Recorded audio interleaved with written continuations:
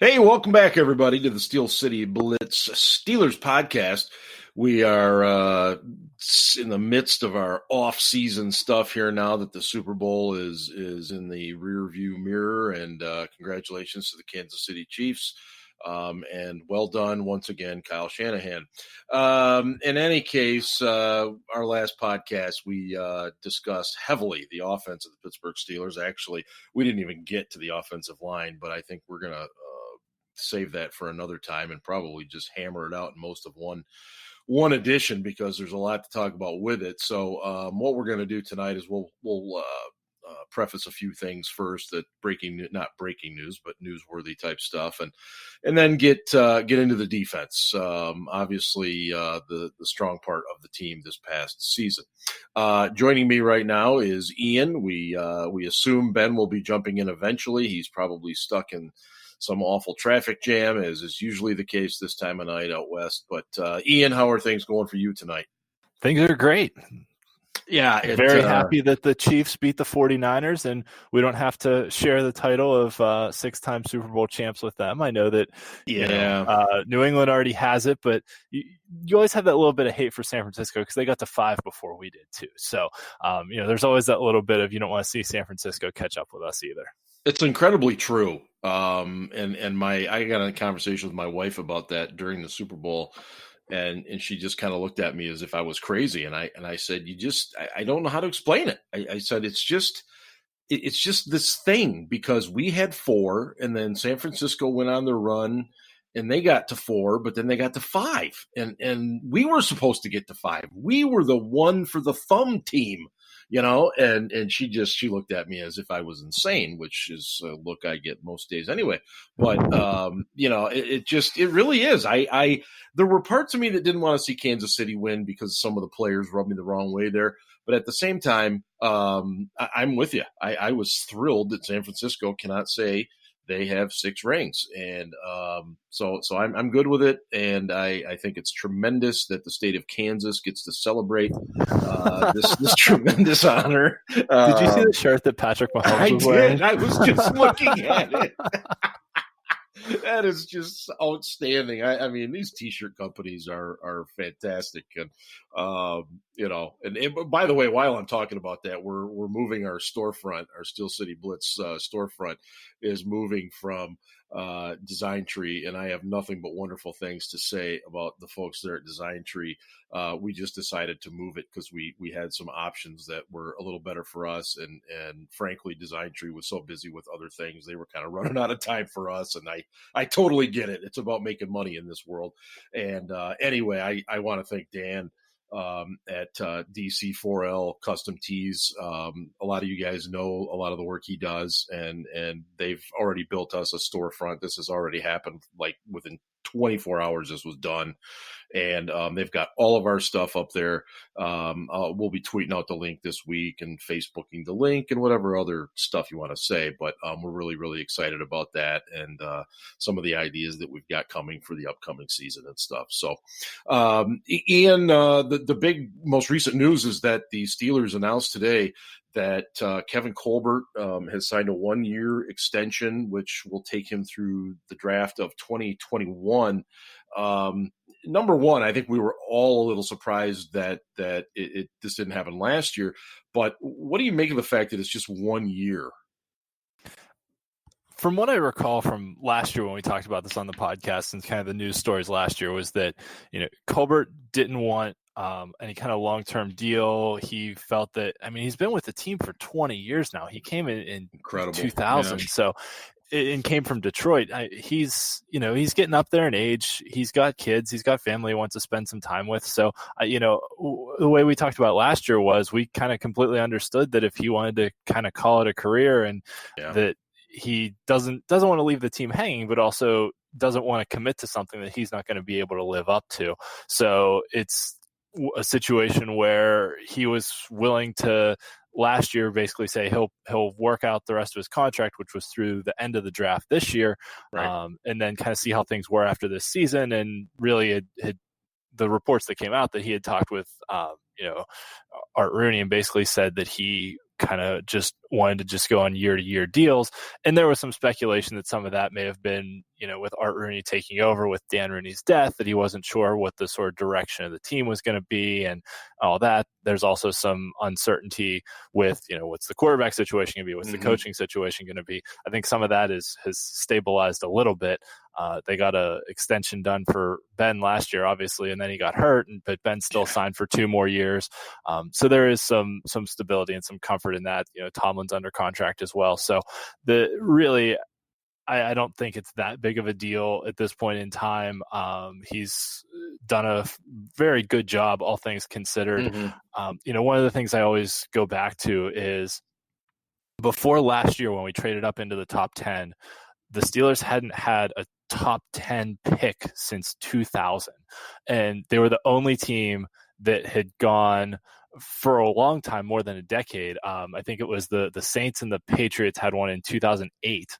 And they were the next longest streak of teams that didn't have a top 10 pick before us. So he really went 19 years without a top 10 pick between 2000 and then last year when we traded up to number 10 to take Devin Bush, and was still able to put together a roster of Pro Bowl players, All-Pro players, Hall of Fame players, while picking, on average at one of the lowest positions in the league. I did some research on it a few years ago, and I think his average first-round pick, counting the times he traded up, so like the average actual pick taken was like 21st or 22nd overall. So, and that's pick number. That's not rank of teams. That's like 21st or 22nd overall pick on average. And he still put together a consistent contender, which is really something to say for kind of doing more with less, right? Because when you're picking later, you have to be good at scouting. And they've had some misses, but everyone has misses. For sure. You're not going to have a 1974 draft class every year. But that is a good segue into our next point, which is both Troy Polamalu and Donnie Shell getting into the Hall of Fame, arguably the best 2 safeties in Steelers history in the same year, which is pretty darn cool. Yeah, very cool. And I remember Shell as a kid, and certainly Polamalu. I like I told you guys, I'd be lying if I said I didn't tear up a bit watching him get interviewed by Missy Matthews, Steelers.com. She does a fantastic job, and she was able to interview Troy outside of his hotel room there with his 2 boys. And Troy has always been kind of a reserved guy and very humble, and you could see that he was truly touched by this and everything that had gone on, regardless of how perhaps automatic and first ballot that it was and ended up being. But I just remember him as a guy on the field that you couldn't take your eyes off, and it was hard not to because of the flowing hair, but every single play, you had to know where he was because you didn't want to miss what he was going to do. And I know Tom Brady is a name we don't like to mention a lot on this particular podcast for many, many reasons. But I don't know if you didn't see the comments that he had about Troy, then definitely check him out, because he had just huge praise. He said very few guys in our his career in New England, did we literally make sure we knew what was going on. And he said, even when we knew what was going on, we still didn't know what he was going to do or where he was going to be. And I just thought that spoke volumes to hear it from a guy like that. And so it's cool. Obviously, those 2 go in. Bill Cowher goes in. And then, of course, we're stuck with Alan Faneca again, not getting in. And there were some reports this morning, I don't know if you saw some of that some voters actually admitted they weren't voting for him because there was already too many Steelers going in. And it just drives me insane when I hear that crap. You're supposed to vote for the best players. You don't look at the colors. You don't look at the team name. You vote for the best players. And I know he's going to get in, but it doesn't make it any better because, we look at people like L.C. Greenwood, who I think is also deserving at some point, and he's not alive. He's gone. He can't enjoy it. And I would just hate for something like that to happen with Faneca. So I don't know. Go ahead. Share your thoughts on it. I completely agree with everything you said. The Hall of Fame, balloting in really every sport is kind of broken. I mean, you have guys in baseball who, you had one voter who didn't vote for Derek Jeter to get into the Hall of Fame, and unanimous other than that was 99.4% of the vote or something like that he got, and because one person wanted to make a statement because they didn't feel like they were a curmudgeon and didn't feel like someone shouldn't get in on the first ballot. I think similar thing happened to, I think it was Mariano Rivera a few years ago, who I hate the Yankees, but anyone who watched Mariano Rivera pitch, it's one of those things where you're like, that, that guy's one of the best ever. Yes, he deserves to be in the Hall of Fame. And really that should be the contention. And you had guys like Peter King try to make a statement by not voting for Troy, saying, oh, well, I wanted to vote for some of the other guys because maybe someone else would get in, which is stupid to begin with because only 5 guys are getting in. This isn't like Major League Baseball where if you get a certain vote threshold, you get in. Major League Baseball could have as big a class. They could have 10 guys a year if 10 guys got 75% of the vote. But in the NFL, only the top 5 vote getters get in. So it's stupid to vote for someone who's you think is a marginal guy, which I kind of think Edgerrin James was a marginal running back. I don't know, didn't really think he deserved to get in. But I think him being the only running back on the ballot helped his position. For sure. Because NFL Hall of Fame voters do that stupid thing too, where they're like, oh, well, there's already, one running back or one wide receiver is a great example. There was probably 3 or 4 wide receivers in this year's class that deserve to be in the Hall of Fame, but only one's going to get in at a time. Everyone's got to wait their turn. You can't, you can't put more than one person in a position in a year, which was also why I was surprised that Steve Atwater got in at safety this year because Troy was getting in. So they did put 2 safeties in this year, which was a bit of a surprise to me. But Troy absolutely deserved to be in. I mean, he did things on the football field that, I'd never seen before. Just his speed, his range, his physicality, and his knowledge of the game that it wasn't where he lined up. I mean, there were plays where he was lined up over center in the A gap and his assignment was essentially, a deep half and a cover 2, but he would get back there to play the cover 2 before the wide receiver could get there. And get back there to make a play. I mean, people have been posting all kinds of highlights on Twitter. I mean, there's plays where, he makes a break on a ball before the quarterback even winds up to throw, that basically, he sees the route developing and knows where the ball is going to go before the quarterback even throws, before the quarterback even begins his throwing motion to throw. Things like that his instincts, anticipation, and athleticism, when you match those things up, or just make for a special player. And he absolutely deserves to be in the Hall of Fame. And his humility just speaks volumes as well, that he was never a loud, outspoken guy. He was never a trash talker. He always, even when he was interviewed by both Bill Cowher and Missy Matthews, one of the first things he said was that him getting in was a testament to the players around him, that how good his teammates were that enabled him to kind of play the way he played. But I mean, I think we can all just think of examples off the top of our heads of leaping, diving interceptions, or jumping over the line because he knows a quarterback sneak is coming, or running down a play from the backside. There was a play against Baltimore, I think it was in an AFC Championship game, where they called like a quarterback option play to Flacco on a 3rd and 1, and Flacco tried to run to the outside, and Polamalu ran him down from behind for a 3rd down stop that forced it punt. It was a huge play in the game, but just things like that where Baltimore hadn't done something like that all year, and just his anticipation to know what's coming and read the play and have the athleticism to get there to make the play. It was just a extremely special player. Yeah, he was, and it's just so neat that Canton obviously is going to be very black and gold this summer, and Art Rooney too basically said we're expecting to play in the Hall of Fame game, and there's no doubt. I have no reason to think otherwise, and so it's going to be a great moment there for the black and gold and Steeler Nation and stuff. Ian, let's transition over and talk about the current Steelers, and more importantly the defense.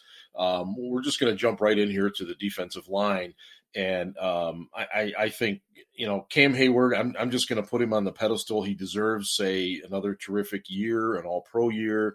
I love the guy. I love the player. And then I'm just going to move on to Stephon Tuitt, because wow, what a question mark. He has a massive salary. He cannot seem to stay healthy. He was having a super season start to the year when he had the torn pec.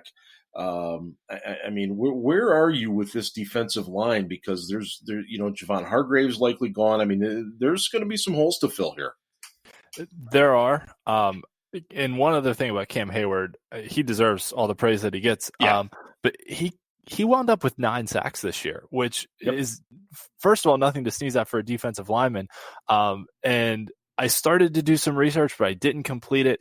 I couldn't find anyone within the last 10 years that had 3 players on the same team with double-digit sacks. Obviously, we didn't get there, but both Watt and Dupree had 10 plus, and and Hayward got to 9.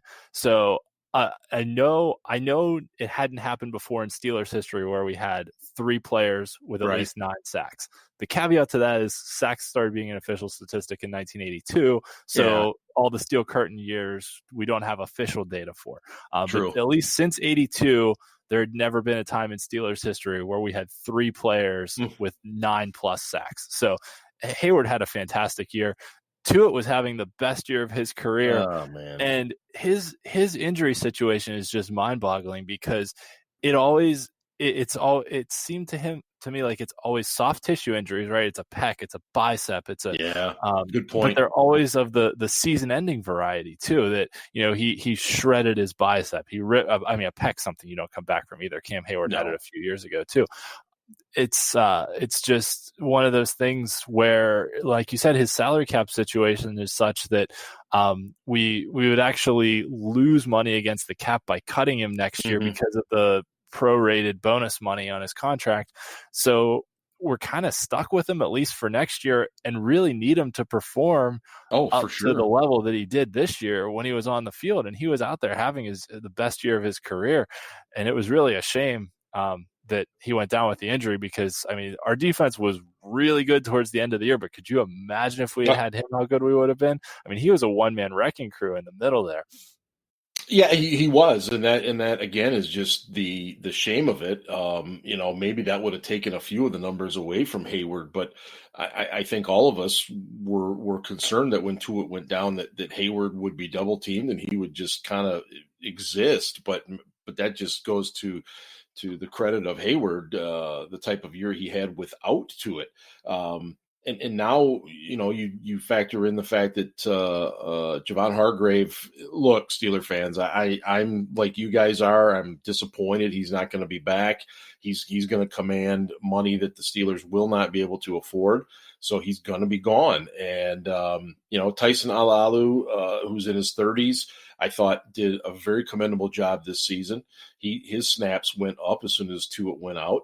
But after that, you got major questions, because Dan McCullers is not the answer. Isaiah Buggs was a rookie this year, and there is some potential there, But outside of that, Ian, I mean, what do you do? I mean, is defensive line, does it have to be a priority in this draft or free agency? I think it's definitely something they'll take a look at. I mean, Alu had a really good year, and his salary is quite reasonable for what a rotational defensive line veteran makes. I mean, I think his cap number is about $3.6 million. They could save about 2.7 if they cut him, but he really gives you a guy that can come in and play any position on the defensive line. He can play in the nickel, he can play in the base defense, and he was essentially a starter after Tuitt went down. So that's a very reasonable salary for that kind of player.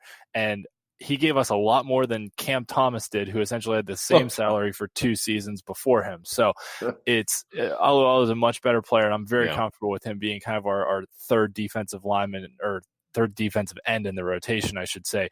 Buggs, I think, is a fine fourth defensive end rotational guy. Dan McCullers absolutely needs to be gone. He keeps getting a helmet to play 3 or 4 snaps a game, and is going to command $1.6 million against the cap next year, and they could save 1.5 of that by cutting him. So I think he's going to be gone. I do too. They probably will address nose tackle through the draft, would be my guess, but it's not a high priority or high demand position, considering they're in their nickel defense. over 75% of the time. So you're really only looking at a guy that's going to play maybe 15 to 20 snaps a game. So could they get away with a guy like Buggs or shifting to the middle? I wouldn't go that route, but I think you can find someone in a later round, a 6th round, a 7th round, an undrafted free agent that you can probably plug in for that many snaps a game, or find someone on the free agent market that's good enough to play those snaps at a relatively low salary. So I wouldn't say it's a high priority to address in the draft, but I think they'll add players at the defensive line. Yeah, I do too. I think there's some decent depth in this draft with regard to those interior guys, and so I don't think it's going to be a second round, which of course is their first pick this year, a second round priority, simply because of that. Because there are some guys. There's some kid out of Ohio State I've been looking at a little bit. Along with some others, guy out of Ole Miss as well. So we'll get much more into that as we go. The inside linebackers, again, we can kind of just, throw out all the accolades we possibly can for the season that the rookie Devin Bush had. Vince Williams, I don't think anybody dislikes Vince Williams. He's a little bit limited in the things he can do, but my God, the guy has passion. He plays so hard every single play. And then, of course, the major issue of Mark Barron. What do you do with him? So we're Mark Barron is so bad. He is. I don't understand why people are talking about keeping him. Why? I don't get it. He's just like a step off in everything. He's always a step slow in pass coverage. He's a step slow in getting on the run fills. He's just not good for the salary that he's getting, and they can save $5 million against the cap if they cut him. I mean, I think with they wanted to have a veteran guy there to help ease in Devin Bush. Well, first off, they didn't know they were going to get Devin Bush in the draft. If we go back to the draft, there's really 2 quality inside linebackers with Devin White and Devin Bush. And they didn't know they were going to get him, so they went out and got a free agent that they thought could come in right away and start and play. And that's true. Barron was able to pick up the defense. He was able to, help make calls on the field, but then he got injured, and Devin Bush had to play more anyways. Kind of reminds you a little bit of what happened with Terrell Edmonds in the secondary, that they went out and signed a safety, and then he got hurt and Edmonds had to play anyways. So I'd expect Barron to be gone, freeing up $5 million against the cap. Ulysses Gilbert really showed a lot in the preseason last year, then unfortunately got hurt and had to spend the season on injured reserve.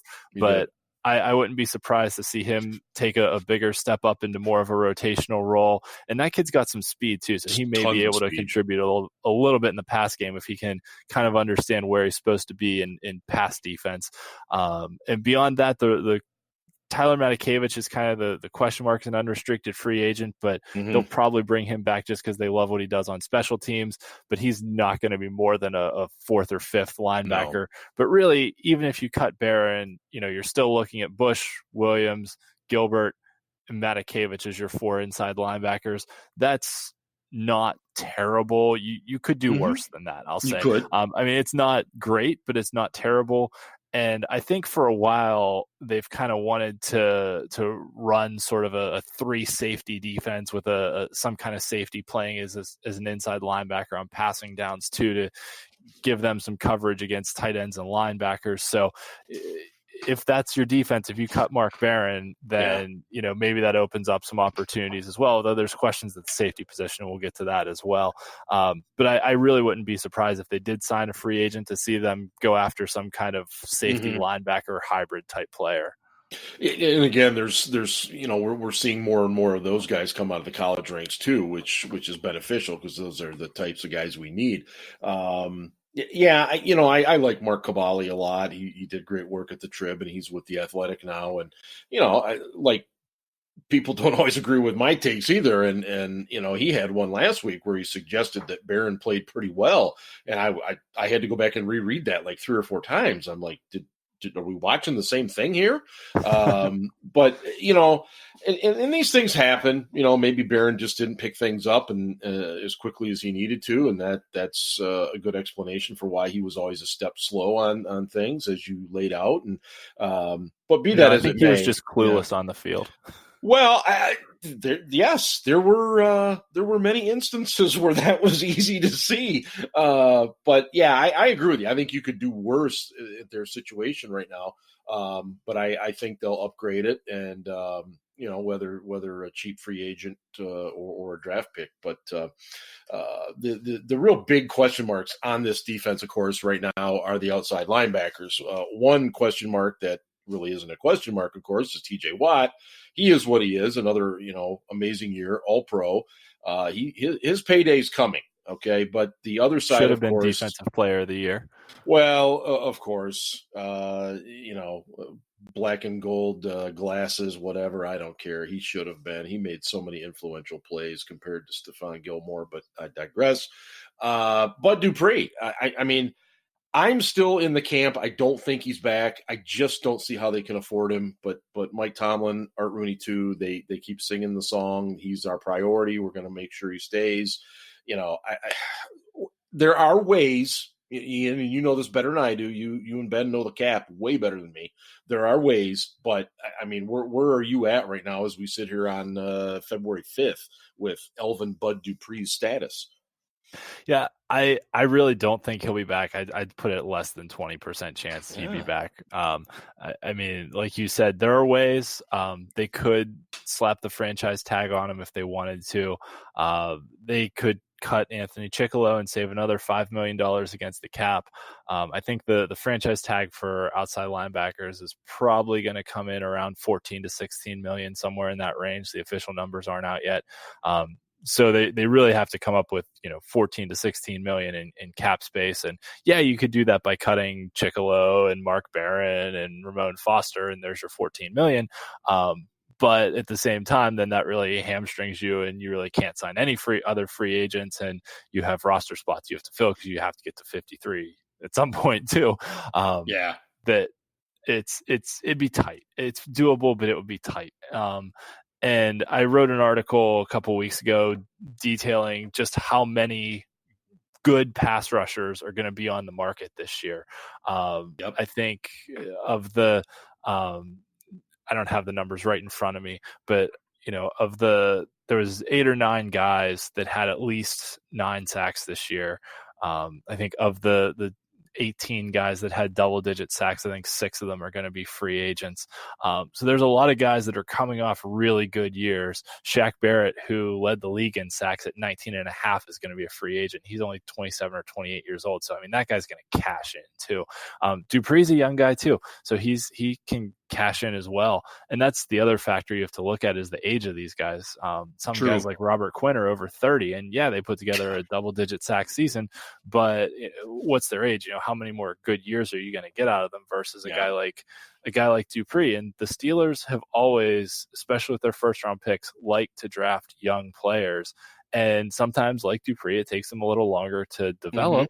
Mm-hmm. But at the same time, when you hit that second contract, they're really just getting into the prime of their careers. So I don't know if it was that Dupree will continue on this upward tick. That's the other thing you have to consider too. He had one good year.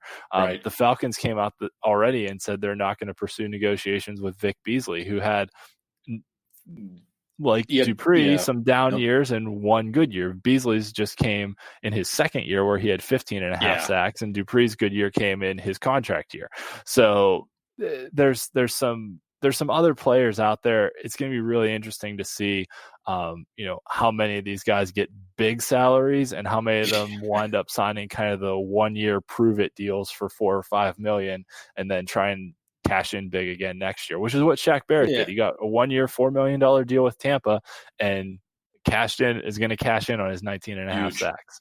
Well, it's kind of like musical chairs to me in some ways, where you start winnowing it down and you've got, four guys and there's only three big paydays left, so to speak. Yeah, you don't want to agree to something too soon, but at the same time, you don't want to wait too long either. And, Dupree has, according to the people I've talked to, he said that he would play under a franchise tag if they chose to go that route this year.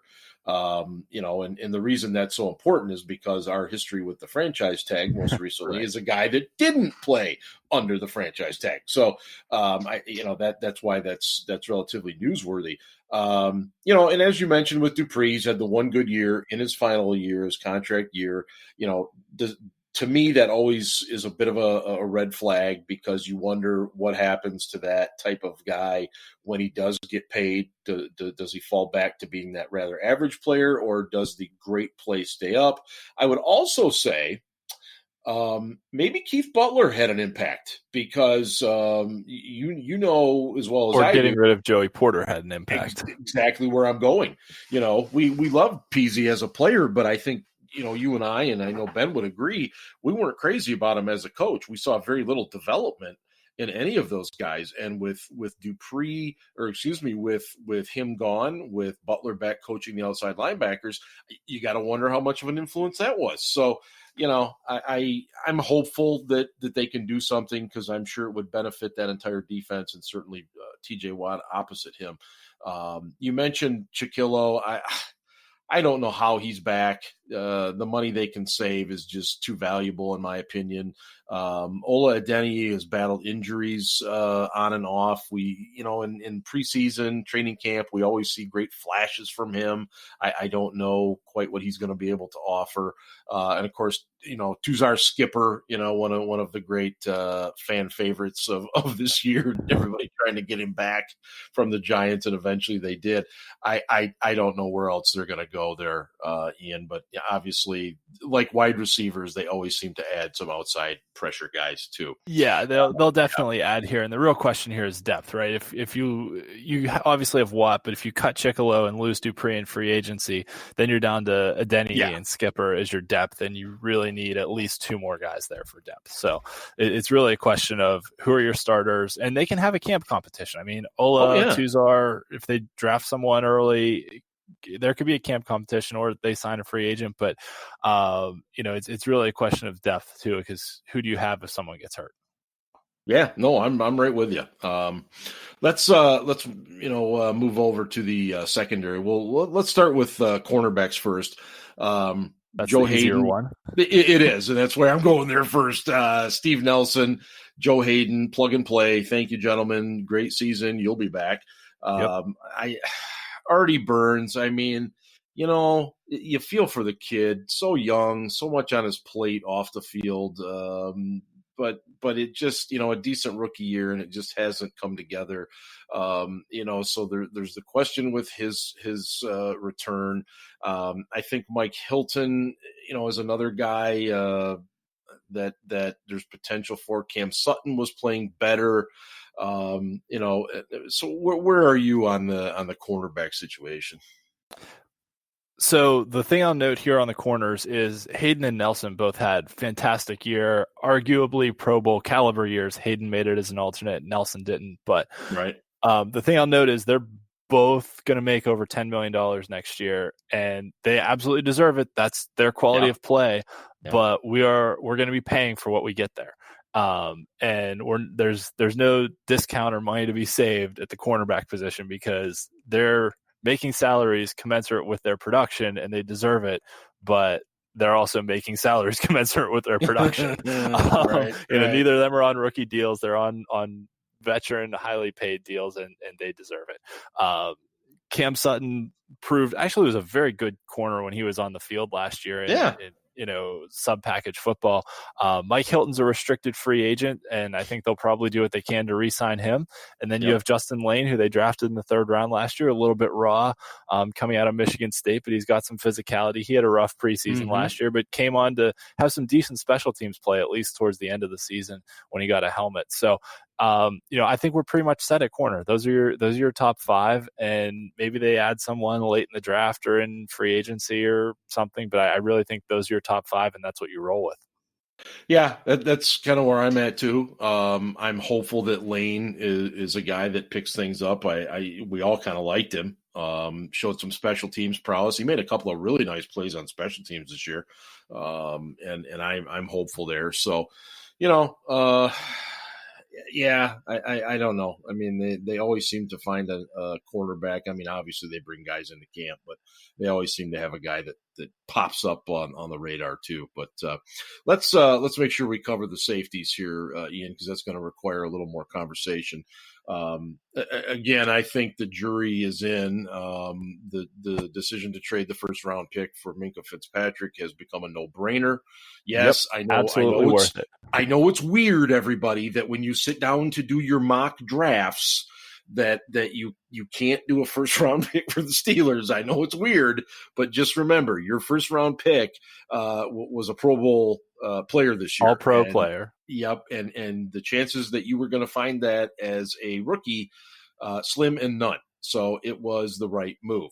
So and he's under contract for 3 more years. So 3 more years on a rookie deal, and obviously the Steelers will take care of him if his play continues and all that stuff. But Terrell Edmonds, I mean, I'll say this for Terrell Edmonds: the dude is durable. I mean, he's had over 1,000 snaps in 2 straight years. But as far as his impact on the game, Ian, he doesn't do much, does he? It's just not there. He can't find the ball in the air. He misses tackles. He's there. He's on the field. He's not an impact player. He's kind of just a guy, which is not something you want out of a first round pick. That being said, they're not going to bring in someone to replace him at this point. It's going to be Fitzpatrick and Edmonds are going to be your starting safeties, and that is what it is. The question is going to come for who's the depth, what's behind them. Marcus Allen got cut last year, was on the practice squad. They brought him back towards the end of last year. Sean Davis is going to probably walk in free agency, and best of luck to him.